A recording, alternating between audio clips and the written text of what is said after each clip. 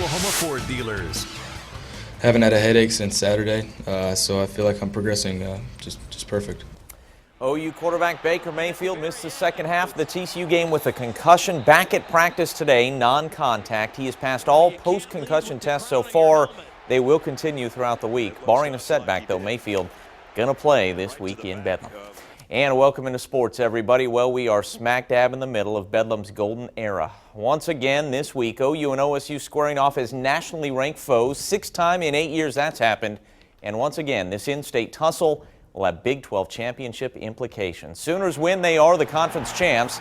Cowboys win, they earn at least a share, can win outright if TCU helps and beats Baylor.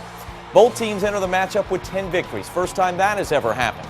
Both are top 10 teams, only the third time in the 110-year series history. The last 3 ball games have all come down to the wire, underdogs prevailing in the last 2. Oklahoma State Championship has never been better.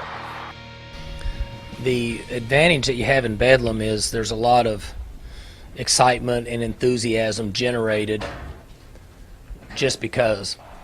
And fortunately, over the last, 4 or 5 years, over the last 6 or 8, there's been a lot at stake with Bedlam, which has made it really more than it's been over the last 30 or 40 years. Well, anytime it's obviously, like this year when you're out there with the chance for the Big 12 championship, that's when both of you are in that situation, that changes things. It's going to be crazy, It's going to be emotional. It's a big-time rivalry, I grew up getting taught to hate Oklahoma State, getting taught to hate their guts. I think my grandpa's quote was that they're subhuman.